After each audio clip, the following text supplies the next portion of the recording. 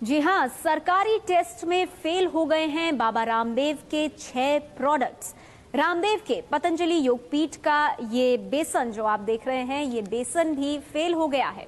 इतना ही नहीं, बेसन की हम बात नहीं कर रहे हैं, और भी जो उत्पाद वो बनाते हैं जैसे कि कच्ची घानी सरसों के इस तेल पर भी रिपोर्ट पे सवाल उठाए गए हैं। ये है कच्ची घानी का सरसों का तेल और इस पर भी सवाल उठाए गए हैं। और कमोबेश यही हाल है इस पाइनएप्पल जैम का भी। ये पाइनएप्पल का जैम जो कि फेल हो गया है, वो टेस्ट जो उत्तराखंड खाद्य विभाग ने किया है। इतना ही नहीं, नमक, काली मिर्च, लीची का शहद, ये तमाम वो उत्पाद हैं जिनके सैंपल्स फेल हो गए हैं। आइए आपको दिखाते हैं हमारी ये खास रिपोर्ट।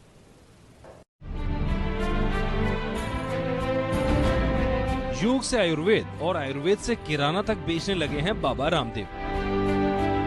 लेकिन खाद्य विभाग की रिपोर्ट ने बाबा रामदेव के इस कारोबार के लिए परेशानी खड़ी कर दी है। हरिद्वार के डीएम सचिन कुर्वे के मुताबिक 16 अगस्त को सैंपल लिए गए थे और रुद्रपुर लैब में टेस्ट के बाद 6 चीजें नेगेटिव पाई गयी।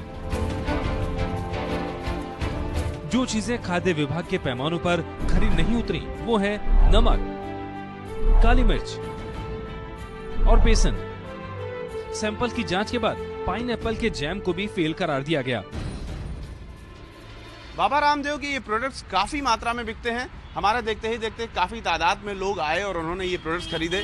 इनमें से जो सबसे ज़्यादा बिकने वाला कड़वा तेल है, उसके साथ साथ ये बेसन है। आप देख सकते हैं मेरे हाथ में आधा किलो का बेसन है, 45 रुपये इसका दाम है। इसी तरीके से ये पाइनएप्पल जैम है जिसको कि हरिद्वार प्रशासन ने नेगेटिव पाया है, 70 रुपये इसका दाम है, आधा किलो का है। इस तरीके के जो प्रोडक्ट्स हैं वो खूब लोकप्रिय भी हैं और काफ़ी तादाद में बिक भी रहे हैं। इसके अलावा सैंपल पर सरसों का तेल और लीची का शहद भी खरा नहीं उतरा। बाबा रामदेव के जो उत्पाद हैं उसमें सबसे अहम इस सरसों के तेल में जो ब्रांडिंग है वो पतंजलि नाम से है।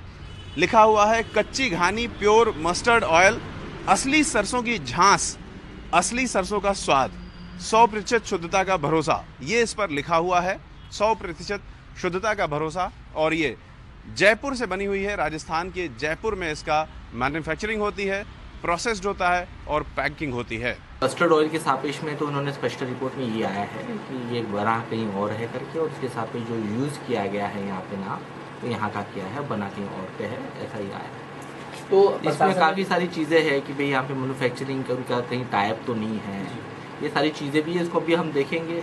ऐसा कि कहा जा रहा है कि सरसों का तेल और लीची का जूस, उसके बारे में कि वो कहीं और बन रहा है और उसकी लेबलिंग कहीं और हो रही है।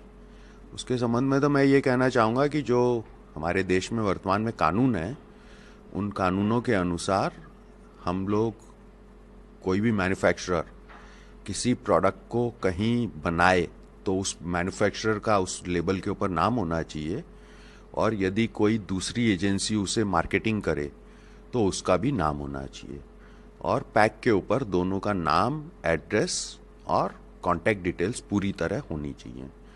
एज लॉन्ग एज ये दोनों कंडीशन हो